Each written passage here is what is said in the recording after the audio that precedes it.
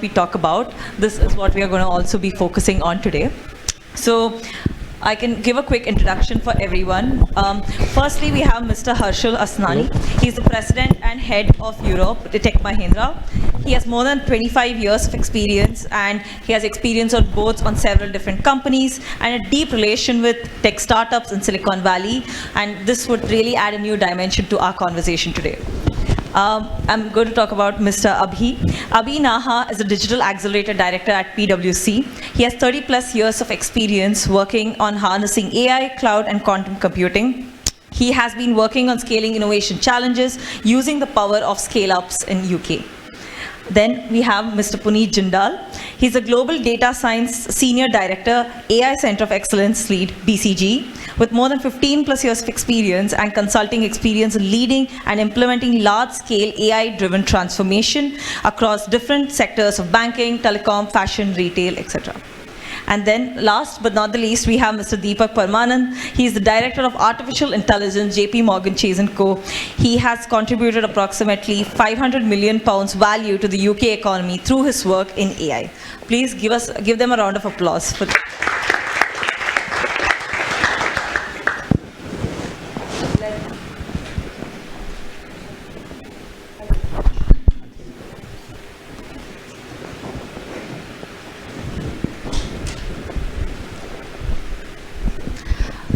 So technology always gives us a little bit of issues. So today is nothing different, but we will. Let's try. Sorry. Yeah. Let us dive deep into the questions. As Sir requested me yesterday during dinner to ask him all the difficult questions, so I'm going to be starting with him first. Ask them the difficult ones. No, but you did mention that you have spent your 24 years in Silicon Valley, straddling your career in India, US, and now Europe. So the first question would be, how do you see the story of India unfolding and its position in this new era? Thanks for that, Rutuja. I bring a point of view of having spent a very large part of my career working for large companies from India in the Western Hemisphere. 24 years in the Silicon Valley and off late in Europe, doing cross-border M&A, managing P&Ls and building out ecosystems. And if you more specifically look at the Mahindra Group and whoever in this audience knows about Mahindra would also know that we started just around the time India became independent. And it has grown in lockstep with India's economy. Whether it is agriculture, whether it is transportation, automotive, whether it is financial services, whether it is technology, the Mahindra Group has always seen all the ups and downs, and we live this reality day in and day out. So hopefully the point of view that I bring will be more of a practitioner's point of view who has straddled both India and US and also of late as in Europe. So with that said, I think the story of India is really shining today, and we all know that. And a few things, whether you look at it structurally or if you look at it geopolitically, I think India has nailed it in many ways. India today is likely to become the fourth largest economy, either this quarter or by next quarter. It's about to pip Japan in terms of growth. And hopefully in next 2 to 3 years, it will pip Germany to become the third largest economy in the world. And in the next 6 to 7 years, it said that it will produce enough GDP growth. It will be more than all of EU combined. It also has the political stability that the country needs now. After many decades of fractured mandates and chaos in broadly the political system, I think we are seeing a sense of stability. The reforms that have been announced have had time to seep in and start showing benefit. You all know about the demographic dividend of India.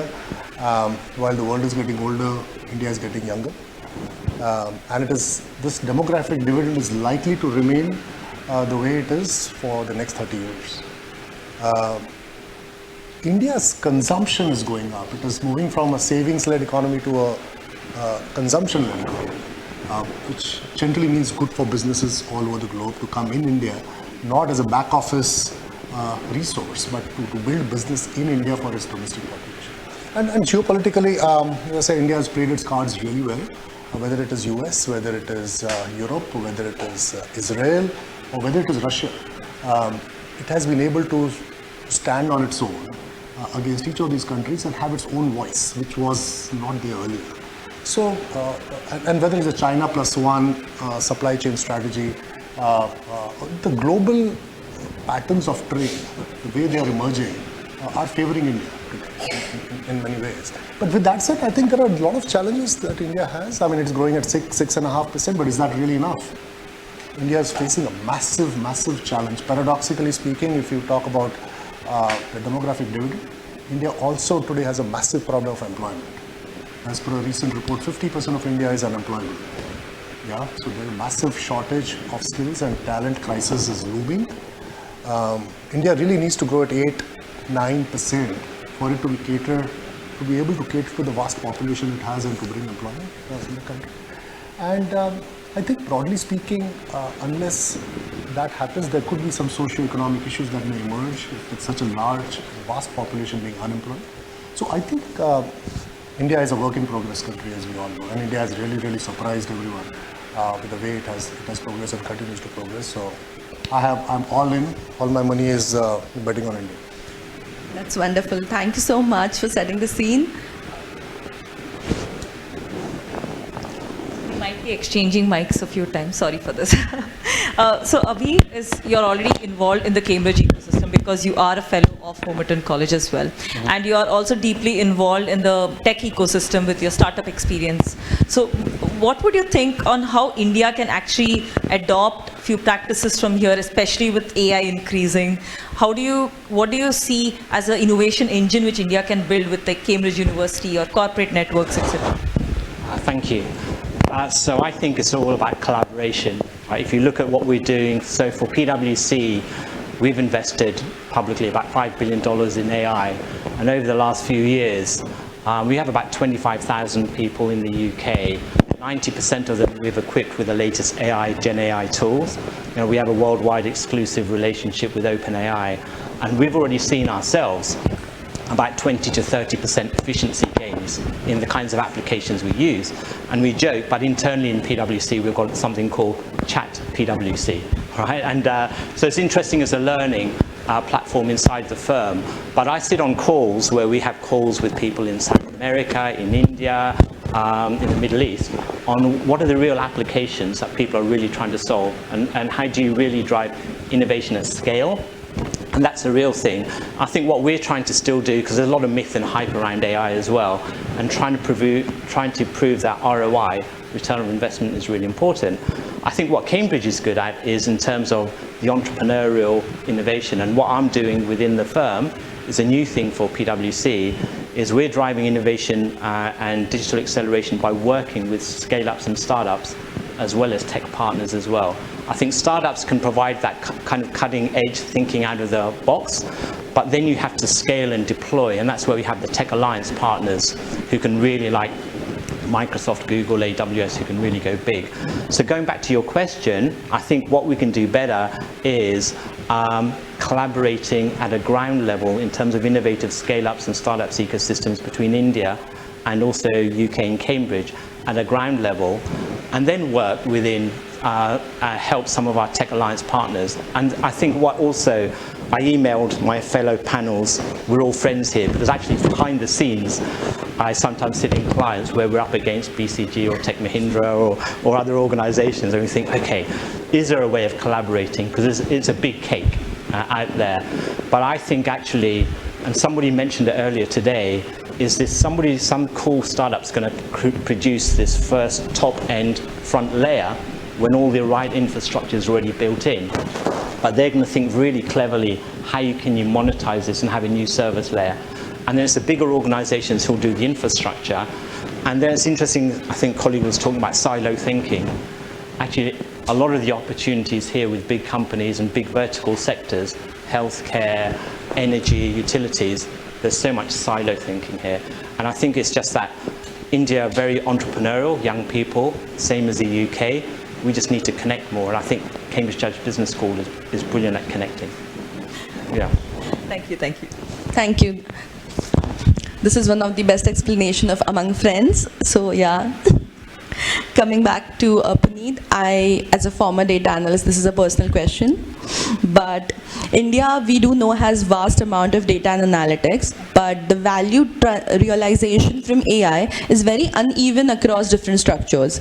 And given your experience as well as global leadership across banking, retail, I had this one question, that what structural shifts do you think we need to make to move from proof of concept to actual scalable AI?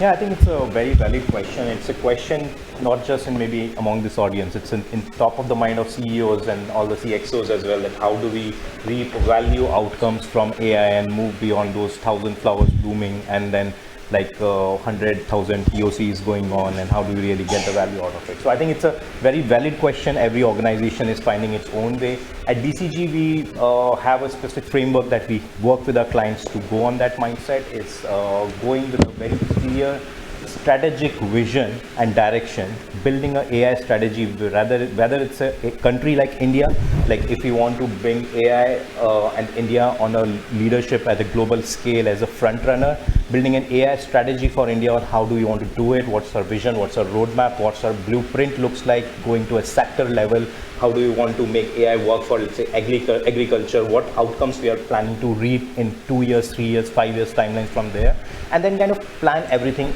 around it, not like reverse way around. And similar to the organizations, like what we have seen working with many banks across Europe as well as India, Southeast Asia as well, that a lot of banks as well as even retail organizations, there are POCs which are just like departmental wise, like typical siloed organizational structure wise. They are just kind of blooming and people are working on it just for excitement, learning, which is great, no harm in it. But at the same time, from a leadership side, there needs to be a more clear vision, strategy and direction, define that what are the big bets, moonshots that we want to really accelerate and bring value and commit to, if it's a public company, even in our reports, like annual reports as well, so that there's a big push which is coming out to really make that real for the business, right? And attach it to right PNL, KPI value outcomes. And then after that, it's a like 10, 20, 70 principle that we say at BCG, which is like 10% is the tech really in terms of your AI algorithms, Gen AI algorithms, LLM models and everything.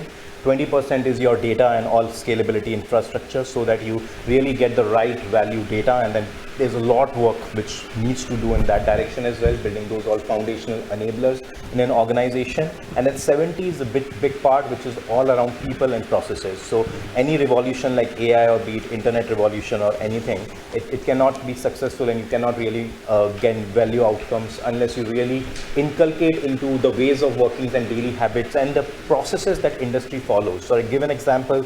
When we are working for certain banks, you need to really identify that what are those core key 2 or 3 processes that they want to really revolutionize and transform through AI, be it like, let's say, credit underwriting journeys, or it could be their personalization journeys to reach out to customers and get more conversions to their campaigns, and then more kind of top line benefits. And then look at the end-to-end journey and see how does AI and Gen AI really impacts in which outcomes. Exactly, like reducing your turnaround time to lend customer, reduce your default, the loan defaults risk which you kind of obtain on it, and then also increase the joy or a joy of work for the people who are working as an underwriters and everyone else as well, to not really feel to them that they are being replaced by AI. It's more our human and AI working together to reach to a better outcomes, which was not possible either by AI alone or human alone. So that's the whole program that you really need to define, and then work for those key 3 or 4 big bets programs, run them as a entire PMO, define their value outcomes, track them, and then also upskill the entire, apart from the people who are really developing these, then community who are going to leverage these, so that they are pretty well versed, not when the tools are rolled out in the market, but during the journey, they are quite understanding like how does AI work, how do I need to use it, how does it really benefits me in day-to-day life, and then are pretty ready to really consume when it's out. Thank you so much. This was one of the best explanations of AI enablement. Thank you. I think one thing which we learn in MBA schools is framework, and I think Puneet has really addressed. So most of us would have been making notes now in terms of how to use the framework. But building on the same question which Puneet actually mentioned, Deepak, you have been building and you're at the front end of building frontier AI products, especially from LLM power to actually more synthetic data, etc. Right? So especially in India, where there are so many languages, there are so many different kind of models, etc. So what do you think on how India can actually leapfrog to this kind of AI homegrown innovation? Is it through synthetic? Is it domain specific? What is your thought? So I'll start with the Urdu couplet. Right? So I'll say it in Urdu. Don't understand, I'll explain in English. So the couplet says, "Ab teri himmat ka charcha gair ki mehfil mein hai." Means that whatever you're doing is you've done it so well that it's been discussed in other forums. Now, why do I say that? What are the two things people talk about India when they see in other forums? You've already seen David talk about UPI. That's one thing people talk about all the time. And second one is IPL. Right? Now, why do I take those examples? Those two examples were developed by India without seeking permission from anybody.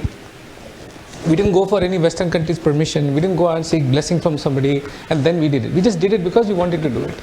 And those two stand out because they provide end-to-end quality. India is famous for Jugaad. I love Jugaad, right? But these two are not Jugaad at all. They have solved the last mile problem perfectly, very high quality. Why do I take those two examples? Because those examples are of innovation which go against our deep-rooted thoughts on comfort, on familiarity. Right? Because we're always very good at comfort and familiarity. For a 70-year-old country, those two are just not thought about. So why I bring to that play? Taking the same step as my journey began, with the last name like mine. In India, you have a last name which denotes your caste, your religion, your ethnicity, your background, your state and everything. With my last name, you can't figure out any of that. And when you go to a Western country, 6 years in the US and 8 years here, that last name means nothing. So again here, comfort and familiarity are not the two words in my dictionary. What do I have left then? What I have left then is innovation. What I have left then is tenacity and resilience and breaking the norm and doing something additional. So what do I hope for India? Same thing. What is our strength? Our language, our diversity, our age. For example, Sarvam, the frontier company in India, they launched their own Indian language models. Sorry to say, they are horrible. A model, open source model developed by Korean students. If you're not paying attention, you were sleeping. Korean students developed a large language model which is better at Indian languages than Sarvam.ai. That is innovation. Now, how could we let that happen? We have 26 known languages. And there are so many dialects. Hell, I speak 7 dialects of the same language, and Meghna knows that, right? And the point is, how could we have let that go? Music.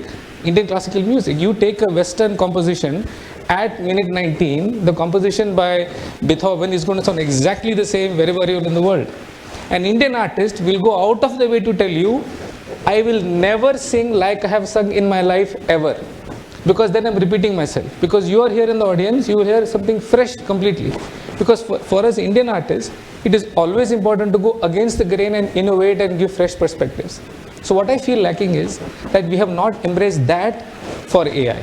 We should, we can, we have frontier examples of that happening. And if anything, it has taught me is that, like today because of Gen AI, I'm a product manager by definition. So business impact and dollar amount is all I do. Gen AI came along, it's like I'm on crack cocaine. I am coding like there is no tomorrow. No tomorrow. I will not believe this. Every day with my sons around, weather outside and cricket and everything else, it's a very hard discussion around how many hours a day can I code and get away with it. Right? And then that's innovation because you have now equipped yourself with such a new frontier technology that can give you so many avenues you did not have before. So for me, the idea is that we have this rich diversity, we have this rich problem space of language, of culture, of music and art, this tenacity, this advantage of demographics, this advantage of not seeking permission, not looking westwards and asking their blessing to do something. Let's explore and exploit those. Let's take those, build on those and build new things that the world can do. And my wife asked me, to keep saying, so what's the point of building music and AI? The point is that it is such a fundamentally hard problem. When you go build for that, everything is going to become easier afterwards. And music is in your backyard. You don't need to go and find anybody's permission to go do that. right? So my answer to simple is that let's explore and exploit our own uniqueness, our own diversity, our own problem space. And yes, 50% of India is still unemployable. We should solve it. We should definitely solve it because the world is looking for answers. Thank you so much, Deepak. I think always combination and interdisciplinary skills in AI and generally is very important. So I think that is the most important thing. And he does speak, and he's also a comedian in all the 7 dialects which he just mentioned. So please do check it out. Okay, so I think because of we are slightly delayed, we are running out of time. So just a few last words from any other speakers in terms of just like one line about how you see technology in India as a future. Maybe just a few lines. I would request for shorter because I think we are running out of time. I'm sorry for this, but yeah. Any last thoughts in terms of how you see India and technology? We could make it a bit better. Maybe if everybody could come up with one skill which you are looking for hiring, which you were not looking 5 years ago, I think our audience would be happy. I would say, I would say critical thinking, and the reason I say that is AI is going to take care of a lot of things for you moving forward. I think the managers and the leaders of the future will have to bring critical thinking among a few other soft skills, better EQ, better empathy. I think Dr. Vivek Lal spoke about this earlier. But I believe empathy and critical thinking broadly is what I'd be good with. Thank you so much. Obi? Yeah, I think it's being hustle, the ability to hustle, right? Last night over dinner, I met somebody who really, really inspired me, and she'll get embarrassed now. Her name's Tanya Jane, and she was just saying, look, she's enjoying the course here, Judge MBA, but also she was saying, look, India is a go-to-market opportunity, and they have a very successful business in India. So can I find tech opportunities here to bring back to India? And so that's quite brave of her, and she took me through a pitch and everything. So I think really, if you're a bit courageous and you network, I would love to see, and I don't think the India community are very good at this personally, because I think they come to Cambridge and they're always trying to do outsourcing or selling consulting, all right? And I work for a big consulting firm, right? I think if you say, look, India is a big market, let me help you there and set something up, I think you're going to stand a lot more opportunities, because also, and this isn't with my PwC hat on, I think right now the UK needs India more than India needs UK. Yeah. Rightly said. Yeah, so I think there are certainly a lot of skills, and the entire market is going to change in 5 years' time, as well as Gen AI and agentic AI is just taking shape. Like it's quite foundational stage at the moment. People are just trying to understand, now I have LLMs, now I have these systems, what do I do with it, right? People are just starting up and reinventing those processes, people, work, culture. So things may evolve super rapidly. What becomes then most important is the fungibility of person's skill sets and ability to adapt super fast, learn very fast, and keep yourself up to date with what's happening out there, right? So I think that's the core skill set. What I would say, if anyone and everyone wants to learn for, is how do I, of course, bring in more and more AI into my work? How do I really, being an evangelist of AI, irrespective of whatever job occupation I am in, not like a developer in itself, but like a person who can really understand that how can this work be better done by AI plus me versus only me, right? So I think that's a key skill set, I would say, if everyone wants to learn, and it's going to be the key. As people say that AI is not going to replace humans, it's going to replace the humans who don't know how to use AI. So I'll actually give an example of this, and then I'll make the point. So because of this whole Gen AI, right, MIT founders or MIT alumni who are companies are finding it harder to engage MIT students to help them out as interns, because the per dollar cost of engaging that student is say $200 an hour. Yeah, this MIT company CEO I know engaged students from Jaipur who taught him model context protocol and agent to agent by Google. He had no business reaching out to anywhere, forget Jaipur, he had no business reaching out to India because he could do Bangalore, right? But a kid in Jaipur taught him all that, and he's like, to hell with this. What do I care? I need to enable my business and I need to make it happen, and that guy cost him $10 an hour. Where is $200 an hour? Where is $10 an hour? So with this Gen AI, you now have this domain where it is democratized to such an extent that knowledge is everywhere. It is just for anybody to exploit. And these bunch of kids sitting out there are learning every day and engaging and are adding business value. So the point is this, right? When you have such a disruptive technology, it is democratizing and it's leveraging the ability of young people, the demographics, the curiosity. Why not go all in into that? And if you're not using ChatGPT, if you're not using Gen AI, you're losing out. Yeah, maybe not as much as me, but at least 2 to 3 hours a day. Maybe somebody will call that my relationship with Gen AI very unhealthy, but that's my day job, right? That's all I do is Gen AI. But 2 to 3 hours in a day, it will open your minds to the possibilities of the intelligence of the world.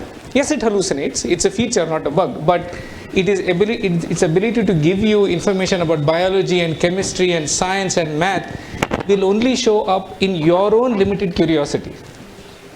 It only shows you a mirror of how less curious you are.